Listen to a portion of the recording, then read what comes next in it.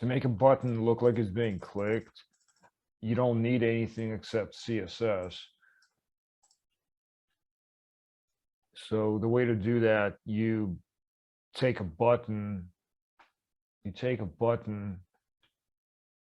it a class, and this is the syntax. So when it's active,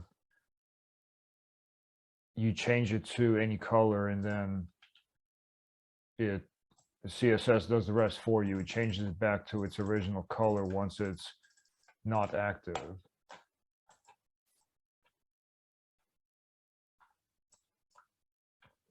So that's that. While you're here, you're probably wondering how to actually connect the back end to the front end.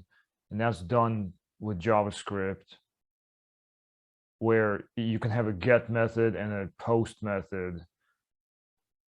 The get method is basically this, and then the post method is all of this. And it's easier to do a post. It's easier to do a get than a post, because with a get, you just add the value to the URL string, but with a post, you need to have a configuration object as the second parameter to the fetch function. And the body has to be wrapped in the JSON.stringify function. And then these parameters go to the backend. And by backend, I mean this. Give me a second.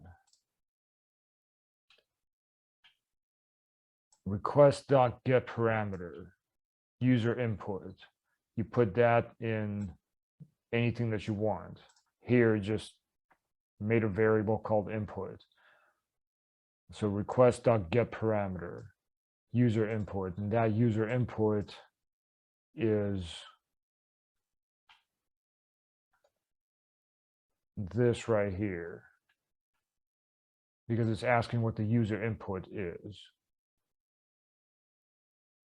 And you set that equal to whatever value you want. Here is just, we're doing the value of the user input element, which just happens to be this. And same thing with a post. All of these, user input 2, save and load, those are here.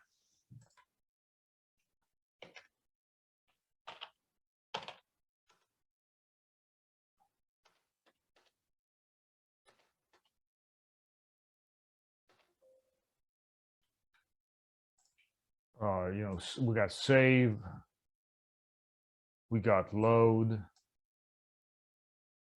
and yeah, so you can't just use request.getParameter for post like you can with get. See, with get, you just do this. With post, you have to do this stuff right here to actually get, parse the JSON, into the backend with whatever, and then this JSON response object that you get from this. Then you could go ahead and get the thing just like you would with just simply doing this with get. And so yeah, that's just a high-level overview of how to get things from the front end into the back end, and how to make a button look like it's being clicked.